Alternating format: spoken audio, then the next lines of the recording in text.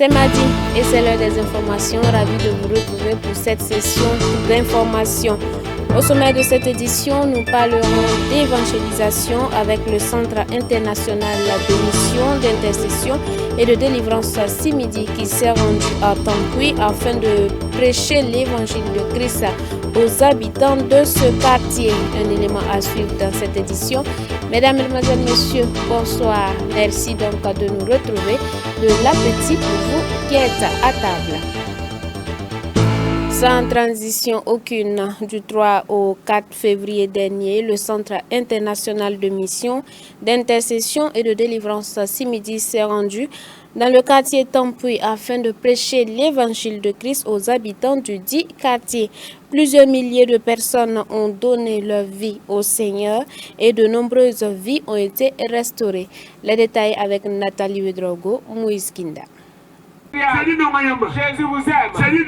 Jésus veut te sauver. Allez et faites de toutes les nations des disciples, les baptisant au nom du Père, du Fils et du Saint-Esprit.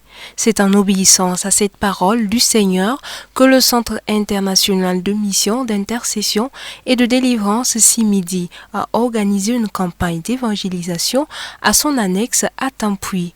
Comme il fallait s'y attendre, l'obéissance a porté fruit. Ils ont accouru par milliers devant le podium, convaincus de péché, de justice et de jugement. Des fruits bien évidemment qui réjouissent le cœur des organisateurs. Ce soir, nous bénissons le Seigneur parce que les populations sont sorties très nombreuses. Voilà, très nombreux. D'autres sont venus de divers horizons, de loin comme de près.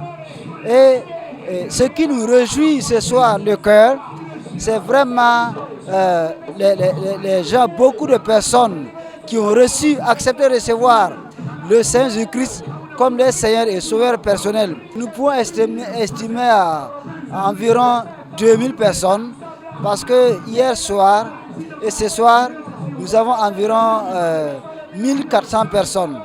Et avant cette croisade, les évangélistes sont rentrés dans les quartiers, maison par maison, et prêcher l'évangile. Et nous voyons encore que le Seigneur est en train de confirmer sa parole par des miracles, par des prodiges, par des guérisons et de nombreux exaucements. Nous sommes vraiment contents de ce que le Seigneur fait ce soir. Plusieurs temps forts ont marqué cette croisade de 2 jours, notamment les temps de louange, d'enseignement et de miracles ordonnés par le premier responsable du centre, le prophète Emmanuel Sawadgo. Il a déclaré l'année 2023, année de la grande moisson, et c'est sur cette parole de foi que le prophète s'est mis à prier pour les différentes situations qui limitaient le quotidien de son auditoire. Notre thème de l'année, c'est l'année de grande moisson. Alors, on entend par là le salut de plusieurs âmes. Il y a plusieurs personnes qui rentreront dans le royaume de Dieu. C'est l'année de grande moisson. Alors, on entend par là le salut de plusieurs âmes. Donc, en tout cas, voilà, vraiment, nous sommes vraiment contents. Voilà, parce que l'objectif est atteint. Et Dieu a fait même au-delà de ce que nous attendions. L'objectif est atteint et nous sommes vraiment contents. Les captifs ont été libérés, les malades guéris et les affligés reconfortés. C'est donc avec reconnaissance que plusieurs sont montés sur le podium afin de témoigner de la bonté de Jésus dans leur vie. La joie était donc au rendez-vous et selon Salimata Nabaloum, une telle initiative doit se répéter. Depuis hier jusqu'à aujourd'hui, nous avons été bénis. Surtout les enseignements que nous avons reçus nous ont beaucoup édifiés et réconfortés. Nous remercions le Seigneur et nous lui demandons de fortifier l'homme de Dieu.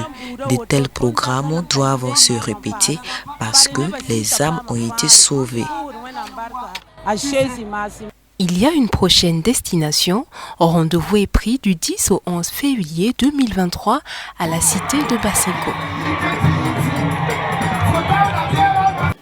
Nous restons toujours dans le registre ecclésiastique et nous allons à la découverte de l'église apostolique de Tanguin. À quand remonte la date de construction de cette église et qui sont les membres, ses leaders ecclésiastiques? Comment cette église est-elle structurée? Quels sont ses défis? Voici autant de questions qui trouveront leurs éléments de réponse dans ce élément signé Yannick Kaboré, Odette Zonguena. Non loin du barrage numéro 2 de Tsangé, 6 au secteur 17 de l'arrondissement 4 de Ouagadougou, est érigé depuis 1965 un temple évangélique, l'église apostolique de Tsangé, puisque c'est du temple dont il est question, a vu défiler au fil des années plusieurs générations de fidèles qui ont su propager la vision dans les 4 coins du Burkina Faso, d'où le surnom Église Mère. L'église apostolique de Tsangé est ce que, au niveau des églises apostoliques ou de l'église apostolique Burkina Faso, est appelée l'église mère. Et parce que l'église apostolique du Burkina Faso existe officiellement depuis 1965 et elle est partie de cette église locale. Donc c'est pourquoi nous pouvons dire que l'église locale de Tsangé a commencé donc à cette date et a donné naissance aux autres églises locales et nous nous retrouvons dans plusieurs régions, plusieurs provinces du Burkina Faso. Fort de ses plus de 500 membres, ce temple est placé sous la conduite de 3 leaders ecclésiastiques pilotés par l'apôtre Étienne Bazier. Nous avons au niveau de l'église locale, comme dans les autres églises, un département des jeunes, un département des femmes, un département des hommes, un département des enfants, un groupe d'intercession, comité d'évangélisation, comité d'œuvre sociale, les chorales, le groupe de sécurité. Et ce que je peux dire, c'est que la flamme a été déjà transmise. Si bien que, comme je l'ai dit, quand vous prenez au niveau de nos chants, au niveau de la façon de louer, d'adorer le Seigneur, au niveau de transmettre le message du Seigneur, en tout cas cette église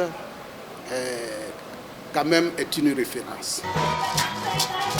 Église pionnière, église des références, modèle en tout, cette assemblée a toujours montré l'exemple en se conformant à la vision nationale.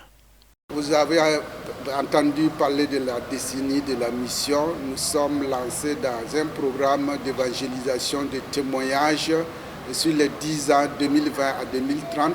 Donc nous voulons, pour nous, en tant qu'Église apostolique de Tsangé, Église apostolique mère, aussi que ce message soit transmis, non seulement autour de nous, et nous cherchons vraiment les stratégies parce qu'on est implanté ici. Et encore, on a beaucoup de voisins qui ne connaissent pas le Seigneur. Et nous disons que ça, c'est un grand défi de l'Église, de pouvoir communiquer l'Évangile à ces voisins-là. Et puis aussi, vu qu'on est une Église mère, non seulement il faut transmettre l'Évangile aux voisins, mais nous nous battons pour être exemplaires dans l'appui de la mission, que ce soit à l'interne ou à l'extérieur, en contribuant financièrement et même parfois en soutenant ceux qui sont envoyés en mission. Donc c'est vraiment des grands défis comme ça. Et comme je le disais, que ce soit au niveau des départements des jeunes, départements des femmes, des enfants, nous cherchons à ce qu'ils soient aussi des exemples qui vont propulser les autres départements au niveau régional et national.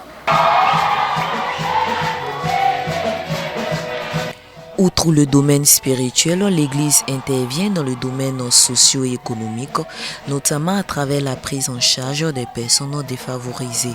L'évangile intégral est purement mis en exergue.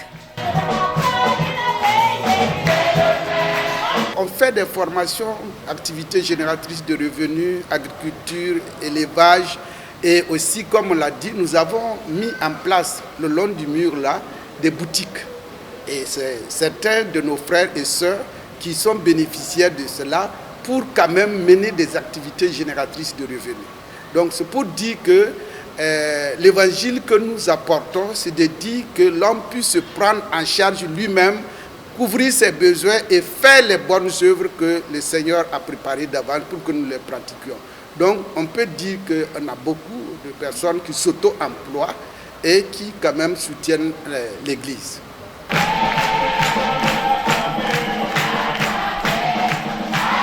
Si la solidarité fraternelle est l'une de ses particularités, il est indéniable que l'évangélisation demeure sa vision principale. Du département enfants au département des hommes, en passant par celui des jeunes et des femmes, tous œuvrent dans l'unité afin d'épauler les premiers responsables ecclésiastiques à atteindre leur objectif principal, à savoir apporter la parole de Dieu dans les différentes contrées du Burkina Faso et à l'extérieur.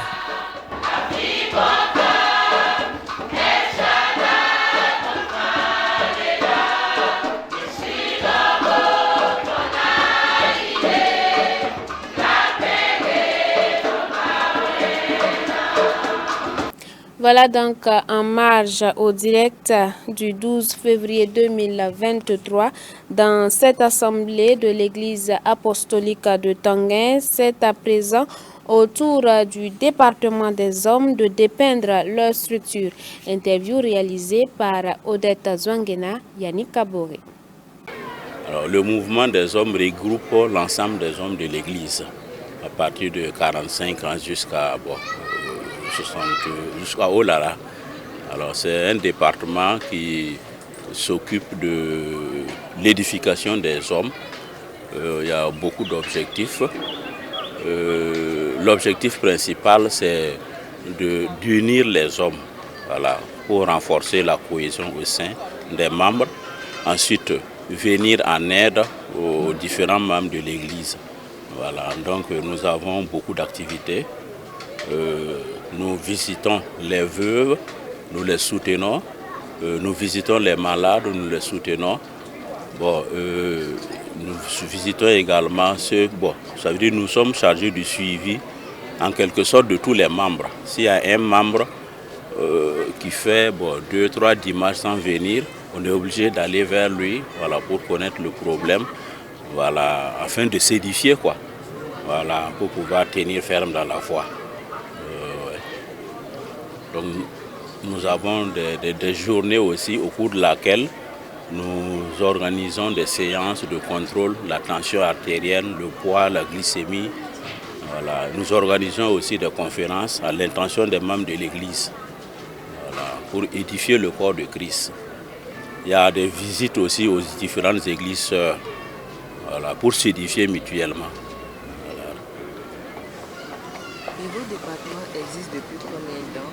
Et vous êtes approximativement au nombre de combien? Environ 6 ans. Actuellement, nous tournons autour de 35 membres au niveau de l'Église. Oui, parce que ça a permis en tout cas aux uns ou aux autres de s'édifier mutuellement.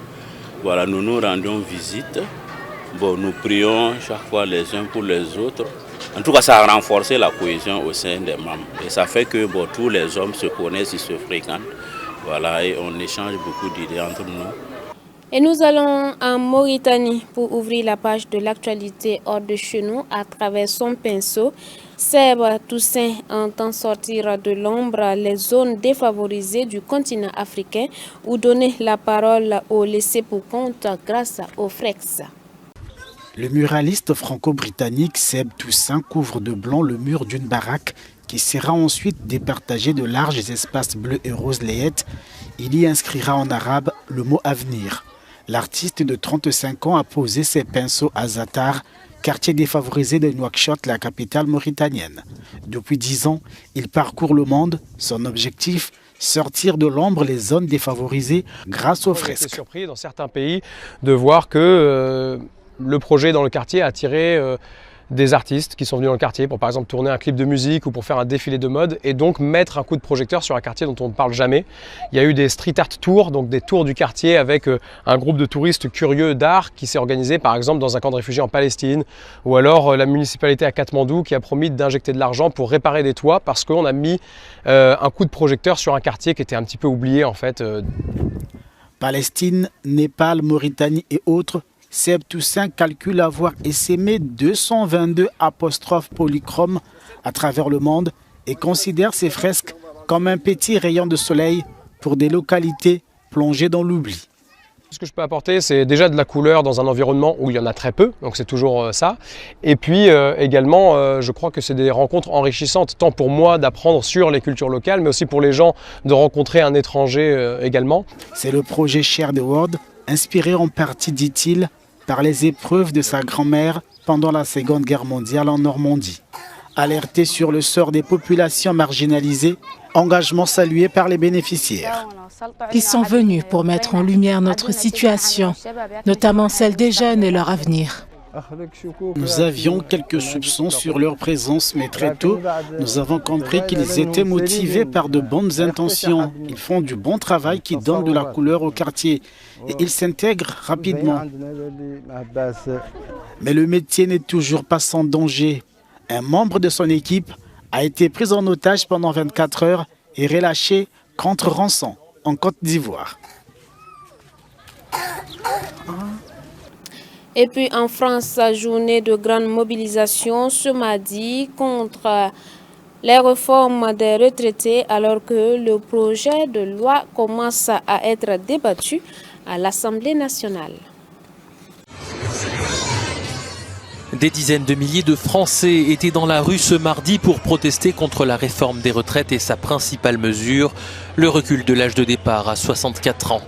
Cette troisième mobilisation coïncide avec l'arrivée du projet de loi à l'Assemblée nationale, dans une ambiance électrique entre majorité et opposition. Le chef de file de la gauche, Jean-Luc Mélenchon, critique le président français. Sauf s'il est devenu vraiment totalement autoritaire. Dans une démocratie, à un moment donné, il faut bien que quelqu'un soit raisonnable. Et c'est forcément lui qui doit le devenir, puisque c'est lui qui a la responsabilité d'avoir créé de toutes pièces ce conflit.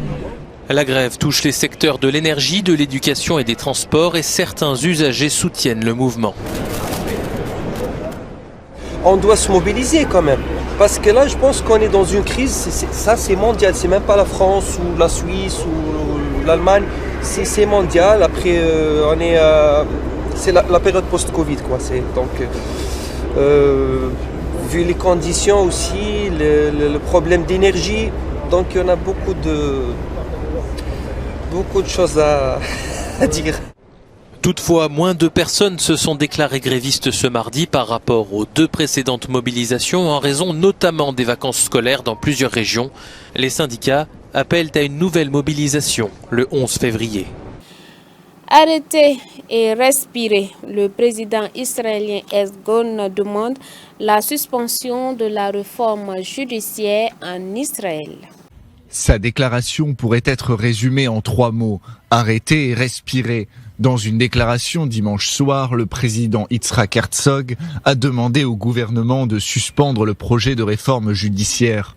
Les manifestations régulières et le climat extrêmement tendu ont trouvé un écho dans la voix du président israélien. Arrêtez tout le processus pendant un moment, respirez profondément et permettez le dialogue parce qu'il y a une énorme majorité de la nation qui veut le dialogue. Ces paroles interviennent après une série de menaces contre les dirigeants du pays.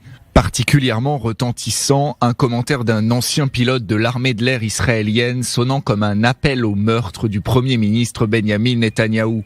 Zev Raz a été convoqué et interrogé ce dimanche. Depuis plus d'1 mois, des dizaines de milliers d'Israéliens se sont mobilisés à travers manifestations, grèves succinctes et pétitions pour dénoncer une réforme qui irait selon eux à l'encontre de la démocratie et qui nuirait à l'économie du pays. Yitzhak Herzog s'est positionné en médiateur et appelle au dialogue dans le but de trouver un compromis. Illustration de la position prise par le président de l'État d'Israël, la semaine dernière, l'ancien Premier ministre Ehud Barak a partagé une image comparant Yitzhak Herzog à l'ancien Premier ministre britannique Neville Chamberlain qui préconisait l'apaisement face à l'Allemagne nazie. Voilà qui met fin à cette édition, mais rappelons qu'au début de ce journal, nous avons parlé d'évangélisation, nous avons parlé de salut des âmes à Christ et c'est le Centre international de mission, d'intercession et de délivrance ce midi qui s'est rendu au quartier Tampoui de la ville de Ouagadougou afin de gagner de nombreuses âmes à Christ. Rappelons également, chers téléspectateurs, que ce dimanche 12 février 2023, votre télévision sera en direct pour un culte à l'église apostolique de Tanguay, un culte dont nous vous invitons à suivre massivement. Yannick Abore a réalisé cette édition. Nous souhaitons un prompt rétablissement à tous ceux qui sont malades. Bonsoir chez vous, demeurez bénis en Christ Jésus.